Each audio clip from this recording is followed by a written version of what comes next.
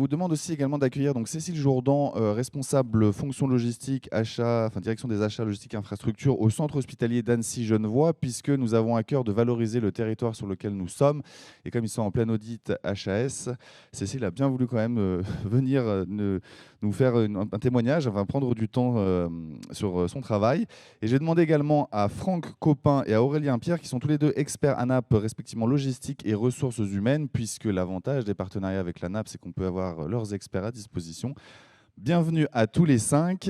Et alors, ce que je peux vous proposer, c'est peut-être de commencer par vous, Cécile, nous faire un peu une présentation aussi, un témoignage sur comment ça s'est passé à Annecy. Parce que Annecy, effectivement, vous avez déménagé. Avant, l'hôpital était juste à côté du lac. Vous avez déménagé pour des raisons que vous allez nous expliquer. Comment ça s'est passé, comment ça fonctionne chez vous. Bonjour, Cécile. Hop, et normalement, on va l'allumer là-bas. Super. C'est tout bon. Oui, en effet, en 2008, on a eu la chance d'ouvrir un nouvel établissement en remplacement du précédent qui était au bord du lac, avec toutes les problématiques d'accessibilité, de stationnement qu'on rencontrait. Et donc, en 2008, la construction de ce nouvel établissement a été une réelle opportunité pour repenser tout notre schéma logistique. On est passé d'un établissement initialement plutôt en verticalité sur 8 étages avec beaucoup de déplacements des soignants qui passaient presque plus de temps à l'extérieur du service qu'auprès des patients.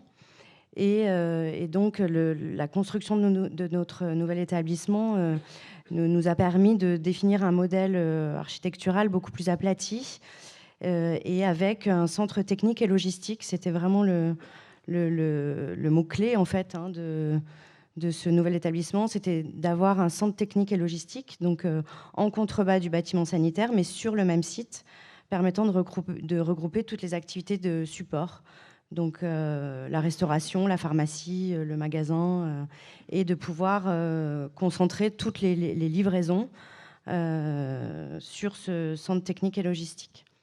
Voilà, on s'est doté, et on a eu la chance de pouvoir investir, de faire des gros investissements. On s'est doté d'un outil automatisé, transport automatisé lourd, avec des AGV autoguidés. Donc initialement en philo-guidage, et là, plus récemment, on est passé en Wi-Fi. Et c'est vrai que ça a permis de vraiment recentrer les soignants sur leur métier et leur permettre de rester en fait, dans leur service de soins et de limiter tous les déplacements qu'il réalisait sur l'ancien bâtiment. Voilà. On a également mis en place un réseau pneumatique pour permettre aux soignants d'envoyer tous leurs échantillons biologiques vers le laboratoire. Et donc ça a aussi permis de limiter ces déplacements. Ouais. Voilà. Mais on a démarré donc en 2008, bien avant la construction sur ce projet. Voilà. Donc là, on n'a pas terminé. Hein. On continue aussi à réfléchir aux optimisations et à nos organisations. Mais c'est vrai qu'en 2008, ça a été déjà, il y a 15 ans, hein, une vraie révolution culturelle pour l'ensemble du personnel. Merci pour ce témoignage. Du coup, Franck et Aurélien, vous êtes un peu les grands témoins ANAP, comme Jamel les années précédentes. Ce serait intéressant d'avoir vos avis, une réaction à chaud de ce que vous venez d'entendre. Je vous ai vu très attentif aux présentations et prendre plein de notes. Du coup, Franck, je propose de commencer par toi. Côté logistique. Côté logistique. Tout d'abord, je tenais à remercier les intervenants pour la qualité de leur présentation que je trouve particulièrement inspirante. Ce qu'on peut retenir, on sera tous d'accord, c'est la notion de libérer du temps aux soignants. Et au niveau de la NAP, on se pose aussi la question de se dire, finalement, allons un peu plus loin. Et c'est bien de libérer du temps aux soignants, mais qu'en est-il de la logistique ? Donc, on partirait plutôt sur comment recentrer finalement les acteurs, quels qu'ils soient, sur leur cœur de métier. Je pense qu'aujourd'hui, c'est important que la logistique se positionne, comme le disait Imad tout à l'heure, sur le centre de profit. Aujourd'hui, on est encore considéré comme des centres de coûts. La logistique aujourd'hui peut se positionner en tant comme centre de profit, notamment en créant de la valeur ajoutée. Là, on l'a vu dans les deux présentations. La valeur ajoutée qu'apporte la logistique auprès des soignants, mais également à l'ensemble des fonctions support, on doit avoir ça comme objectif par l'intermédiaire de rédaction de contrats de service entre les différents acteurs. La mise en place d'indicateurs, on l'a vu avec l'intervention de Nathalie, qui permettent déjà donc de piloter, de mesurer l'activité logistique, mais aussi d'évaluer et de démontrer la valeur ajoutée de cette logistique. Voilà. Donc il y a énormément, c'était très très riche en termes de présentation. On pourrait s'étendre un quart d'heure entier sur le sujet. Ce qu'on peut également identifier, c'est la notion RSE. On voit que c'est des objectifs qui sont de plus en plus présents. Comme le disait Emeline tout à l'heure, Finois, donc la directrice du pôle logistique RH de l'ANAP, l'ANAP va piloter la feuille de route de transition écologique sur lequel la logistique est présente. Voilà. Merci. Et du coup, Aurélien, côté RH, parce que c'est vrai que c'est une dimension assez intéressante qui est intégrée, qui est un peu nouvelle, je trouve. Absolument, Maxence, tu as raison d'introduire cette nouveauté, puisque alors, moi je suis expert ressources humaines et j'ai absolument pas la prétention de maîtriser le sujet logistique, donc j'ai un petit peu documenté la présentation de ce jour. Et la littérature m'a appris finalement que la logistique hospitalière est très jeune. En fait, elle date de 15-20 ans.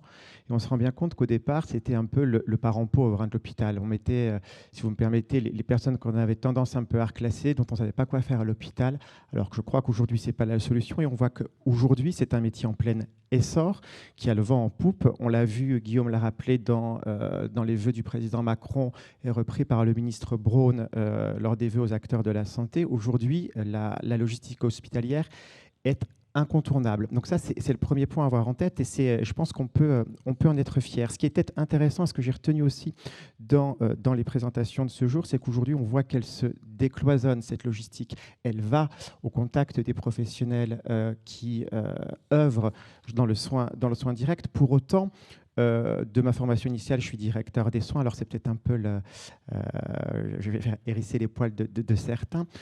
J'interviens beaucoup dans les écoles de formation, que ce soit dans les écoles de formation des infirmiers ou des cadres de santé. Et ce que j'aime aussi à leur apprendre, c'est que finalement, le soin ne se résume pas à faire des piqûres, mais le soin est à prendre dans sa dimension globale. Et j'ai aimé vraiment votre intervention, monsieur, dans le sens où la logistique, vous ne la différenciez pas du soin, et je trouve ça vraiment intéressant de l'envisager comme tel. Et merci pour ça. On voit aujourd'hui que le logisticien, je me le suis noté, contribuer à l'architecture au sein des unités de soins.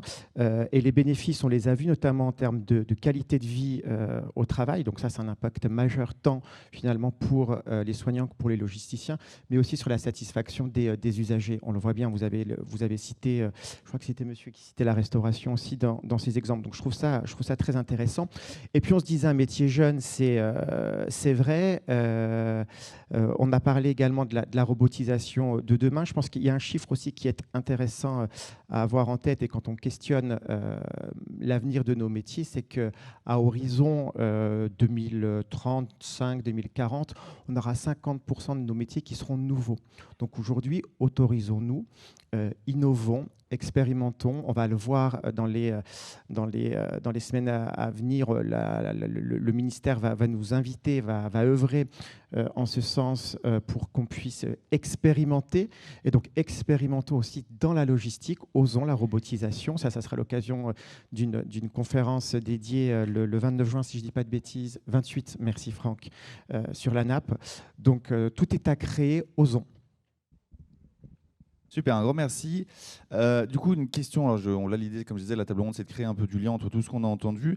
Il y a quelqu'un qui posait une question que je trouvais intéressante et que je vous pose, donc Ronan, Cécile, mais également toi, je pense Nathalie, c'est recentrer le soignant sur une activité exclusivement soignante. Comment est-ce que c'est vécu par le soignant? Et finalement, est-ce que ça peut augmenter sa charge mentale? Parce que c'est vrai qu'on dit on va redonner du temps aux soignants, mais comment c'est vécu par eux? Comment les principaux... Ronan, si vous voulez commencer? Les principaux concernés réagissent-ils?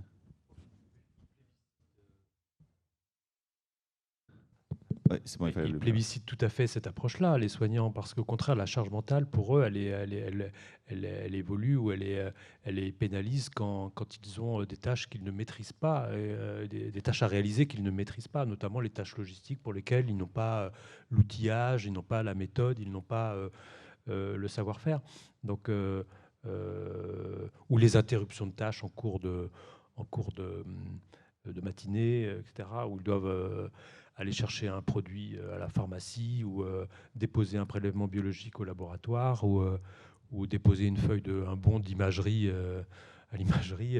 Bref, enfin, tout ce qu'on a pu observer par le passé, mais peut-être qui petit à petit évolue, évidemment. Mais en tout cas, ce sont ces tâches-là qui sont pénalisantes et qui génèrent de la charge mentale, je pense. C'est pas oui, c'est Cécile ou Nathalie, je t'en prie. Une question en fait plutôt critique. En fait, là, on les dépossède de quelque chose que certes ils ne savent pas faire et pour lequel ils sont effectivement en permanence sollicités. Mais enfin, ça relève aussi de la notion de confiance. C'est-à-dire, je vais confier. Bon, certes, je maîtrise pas bien mes produits, mais si j'en ai beaucoup, au moins, je sais que je vais pas avoir de soucis. Donc, est-ce que vous avez rencontré en fait dans vos expérimentations, dans la mise en place en fait des logisticiens de soins, des soignants qui finalement n'étaient pas du tout favorables, même si sur le papier ça donne envie. Comment vous avez développé, créé ce lien de confiance finalement Donc, comme on l'a dit, on a une démarche participative de préparation très importante. Déjà, donc c'est pas une démarche descendante qui spontanément se met en place sans préparation. Donc il y a une vraie préparation de terrain. Ensuite, et donc la participation, c'est pas simplement de l'explication, voilà comment on va faire, c'est aussi de la participation à la définition des nouvelles dotations de produits, combien on va noter, comment on va les ranger dans les nouveaux modules de rangement, dans quel ordre, dans quel positionnement spatial, etc. Donc il participe à cela, et donc rapidement la confiance se met en place, rapidement le système plein vide est validé et montre ses preuves. Parce que le réapprovisionnement fonctionne bien, parce que voilà. Donc, en tout cas, les témoignages qu'on a jusqu'à présent sont plutôt très bons et valident l'approche. Voilà. Donc, je vais juste rajouter quelque chose. Je te remercie, Renan. Je rejoins Nathalie sur le sujet de dépossession des cadres de soins, parce que là, actuellement, on mène une enquête sur la logistique de soins dont les résultats sortiront au mois de septembre. Et là, les premiers retours que l'on a, on a à peu près 380 répondants avec 58% de soignants qui répondent et 24% de logistique pharmacie. Et donc, quand déjà on intègre ce premier indicateur, on se dit que la dimension est très... Enfin, il y a une attente auprès des soignants, mais quand on creuse un peu plus loin, lorsqu'on commence à s'adresser aux cadres de soins, l'approche immédiate, c'est une réticence. C'est je vais être dépossédé, je vais perdre la maîtrise, même si je le gère mal. Je vais avoir cette déperdition. À la logistique, de prouver sa compétence, sa valeur. On revient toujours à la valeur ajoutée et à l'envie de bien faire et d'être au service du soin, quoi. Ouais, donc pour compléter, je pense qu'une des clés de succès est ce que Renan présentait sur l'association, la collaboration forte d'une direction des soins qui va effectivement représenter le corps paramédical, mais qui va aussi impulser les nouveaux modes de management. Je crois que l'hôpital est un peu en train de sortir de ce management top-down pour promouvoir aujourd'hui, et c'est tant mieux, un management plus collaboratif, un management plus situationnel. Ce sera l'occasion d'une présentation, je crois que c'est demain, d'Elora sur le management collaboratif et le design thinking, où finalement on met à profit l'intelligence collective dans la résolution et le fait de trouver des solutions par l'équipe. Enfin, aujourd'hui, quand je vois encore à l'hôpital que les soignants doivent demander l'autorisation à leur cadre pour qu'ils demandent au service d'à côté, du cadre d'à côté, pour aller voir comment ils sont organisés, enfin, arrêtons cela. Permettons-nous, managers responsables, d'aller voir ce qui se passe dans le service d'à côté. Autorisons-les, je parlais tout à l'heure d'expérimentation, encourageons l'expérimentation. Acceptons l'erreur aussi, ça fait partie aussi de notre rôle de manager, de directeur, de se dire bah ouais, on a le droit de se tromper, mais c'est pas grave, on reprend sa copie. Et puis je voulais revenir pour finir sur la partie activité afférente aux soins. Je trouvais ça assez intéressant, vos données quanti. On a vu aussi, nous, dans une étude qu'on avait pu mener, que d'une manière générale, les activités afférentes aux soins représentent à peu près 30-33% de l'activité d'une infirmière ou d'un infirmier et à peu près 50% en revanche de l'activité d'un aide-soignant. Donc on voit que finalement que ces activités afférentes aux soins, il y a un vrai besoin aujourd'hui de venir les suppléer et je pense vraiment que là il faut réfléchir ensemble, logisticiens et soignants, pour penser autrement cette répartition, vraiment. Non, Cécile, je vois que vous avez le micro. Oui, si vous voulez réagir, je vous en prie. Alors, le micro n'est pas allumé. Je vous propose de le laisser systématiquement allumé, parce qu'en fait, le technicien peut le faire à distance aussi. Je vous en prie. Non, je pense que comme tout projet, il doit être co-construit. C'est-à-dire qu'on ne peut pas, nous, logisticiens, réfléchir dans notre coin sans intégrer les soignants. C'est vrai que nous, on a eu cette chance-là d'avoir du temps pour réfléchir avant l'ouverture de notre nouvel établissement, mais on a fait des groupes projets qui ont duré plusieurs mois, voire plusieurs années, où on avait des représentants, bien évidemment, de la direction des soins, que ce soit des aides-soignants, des infirmières ou des cadres de santé, mais on n'a pas pu réfléchir dans notre coin tout seul. Donc je pense que la co-construction du projet, elle est essentielle pour garantir sa réussite. Oui. Voilà. Ça fait la transition avec une question que j'allais vous poser à tous les 5. C'est qu'effectivement, alors ça fait quelques années que j'anime les journées d'études à RTLH, et avant on était beaucoup sur optimisation de process ou des choses très organisationnelles. Et là aujourd'hui, la dimension humaine, Aurélien, c'est ce que tu disais, arrive de plus en plus justement et semble être un facteur clé de succès. Clairement. Donc en fait, ce serait l'humain finalement, le succès. J'ai entendu des mots comme valoriser les équipes, professionnaliser, créer du lien, collaborer, changer de paradigme. Et ce qui me permet de faire le lien avec une question, c'est que est-ce que cette prise de conscience de l'importance des fonctions support, c'est un effet de mode ou c'est une vraie prise de conscience? Et surtout, comment on peut la déployer dans tous les établissements de santé? Qui veut se lancer?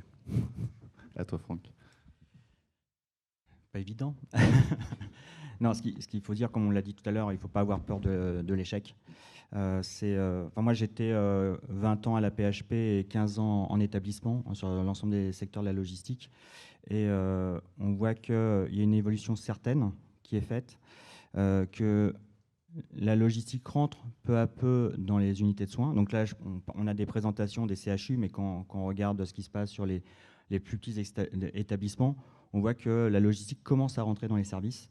Et finalement, les outils, finalement, aujourd'hui, c'est la volonté, je dirais, la volonté de bien faire et d'être prestataire de service. Voilà.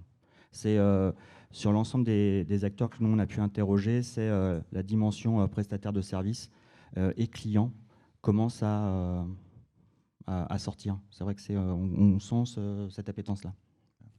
C'est pas qui veut réagir, Renan? C'est une question pour une universitaire, ça. Oui, sinon, oui. Non, alors, c'est vrai que c'est intéressant, mais moi, j'aurais tendance à dire oui, l'humain, oui, mais l'individu, non, en fait. C'est-à-dire que c'est important d'arriver à créer du collectif, en fait, derrière ces questions-là, et de ne pas faire croire qu'on va s'intéresser, en fait, aux besoins individuels. C'est un professionnel qui a des besoins, qui connaît bien son métier, donc il y a bien cette idée de confiance, mais derrière aussi, on stabilise les équipes, on stabilise aussi les organisations. Moi, je me vois difficilement adhérer à cette idée de on a un humain tout seul qui va s'auto-organiser parce qu'il sait en fait de quelle façon en fait il faut travailler, mais il le fait déjà pour le bien en fait à un moment donné d'un collectif et d'un service, et donc doit s'ajuster aussi avec des équipes. Donc on a le débat en fait aussi en sciences de gestion sur finalement la place de l'individu, de ses motivations en fait personnelles dans un collectif. Et c'est toujours la difficulté, c'est d'arbitrer aussi entre ses propres besoins en tant que soignant et la façon dont on conçoit personnellement le soin dans l'interaction avec le patient et l'intégration en fait dans une équipe. Et quand on parle de logistique, de process, etc., à un moment donné, il faut quand même organiser les process et appliquer aussi les process, je veux dire, en termes de sécurité, en termes d'hygiène, de traçabilité, etc. Je ne dis pas qu'on ne peut pas faire confiance à l'humain, hein. C'est simplement qu'il faut aussi accompagner et stabiliser ces organisations au travers de process. Et pas tout faire reposer. Moi, je pense que quand même, il faut quand même toujours réfléchir à l'optimisation des process, à leur amélioration. Par contre, impliquer les équipes, et elles aussi, en fait, sont partie prenante dans les idées qu'elles peuvent apporter. Mais bon, Voilà, ça c'est ma vision un peu critique, on va dire, voilà, la vision peut-être un peu trop sur l'individu, en fait. Du coup, bon, le temps passe, mais j'aimerais bien vous poser une dernière question. Du coup, c'est comment est-ce qu'on peut faire, si on est là en établissement de santé, qu'on a été séduit par tout ce qu'on vient de te dire, et si on voudrait aller convaincre sa direction ou convaincre ses collègues, c'est quelle argumentation est-ce qu'on peut mettre en avant? Est-ce qu'il faut avoir une approche en disant ouais, l'humain, on va collaborer ensemble, avoir une approche plus centrée coût, optimisation, les deux en même temps? Franck. Merci. Renan et Imad l'ont bien démontré. Déjà, la première chose, c'est le schéma directeur logistique. Voilà, c'est structurant. C'est aussi se positionner au sein de l'établissement et de son GHT pour dire voilà, nous proposons, nous avons étudié nos flux. Enfin, on engage un sérieux. Souvent, lorsqu'on évoque le schéma directeur logistique avec nos collègues, souvent, enfin, nombreux sont ceux qui n'ont pas entrepris cette démarche-là parce qu'on ne sait pas faire. Et quel est l'intérêt? Et ce qu'on peut aussi rajouter, c'est que ce schéma directeur logistique, il doit s'adosser au schéma directeur immobilier et informatique. On s'aperçoit, et encore, enfin moi je l'ai vécu en poste, un schéma directeur immobilier où on intègre la logistique au moment où on ouvre les portes, bon ben voilà quoi, c'est caduc. Donc, et ça, aujourd'hui, au niveau de l'ANAP, on mène ces réflexions avec les membres de notre réseau qui sont pour la plupart présents dans la salle pour justement accompagner les établissements à décrire finalement qu'est-ce qu'un schéma directeur logistique, comment on le met en œuvre. Et même plus loin, c'est... alors nous, le pôle logistique est tout récent, hein, comme l'a dit Emeline, on a 2 ans d'existence, on va dire, et on s'appuie sur nos membres pour proposer des outils qui vont justement sortir avec l'enquête, enfin les résultats de l'enquête logistique de soins, pour permettre d'accompagner les établissements, notamment les petites structures. Parce qu'on voit, comme je disais tout à l'heure, on voit les CHU, certains CH, mais on a énormément de petits établissements qui sont... enfin, perdu, on va dire. On l'a vécu, nous, sur différents audits qu'on a menés sur des toutes petites structures, où finalement, la logistique n'est même pas reconnue au sein de la direction de l'établissement. Et aujourd'hui, si on veut être efficient, si on veut optimiser nos organisations, il faut s'intéresser à l'ensemble des acteurs, et notamment de la logistique. Dernière réaction de vous 5? Non, je ne suis pas trop redondant avec ce que vient de dire Franck, mais ce qui est vraiment intéressant, et pour faire esco à ce que vous disiez, c'est qu'à un moment donné, il est primordial qu'on prenne le temps de penser nos organisations à l'hôpital. On a toujours été tendance, et peut-être que la crise Covid a exacerbé cette modalité-là, d'être dans la gestion, c'est-à-dire qu'on fonce tête baissée. Ça fonctionne, on l'a vu, on a des résultats, on a pu faciliter certaines prises de décision, aller beaucoup plus vite dans la mise en œuvre. Pour autant, je pense qu'aujourd'hui, il est nécessaire, et c'est ce que vous disiez un petit peu, d'aller penser les organisations, d'aller penser la logistique. Il n'est pas question de se dire, tiens, je veux un logisticien parce que c'est super. Bah, non, c'est un peu plus compliqué que ça. À quoi il vient répondre? Dans quel contexte s'inscrit? Le contexte du CHU de Rouen, ce n'est pas le contexte du CHU d'Amiens, et ce n'est pas le contexte du CHU de Nancy d'où je viens.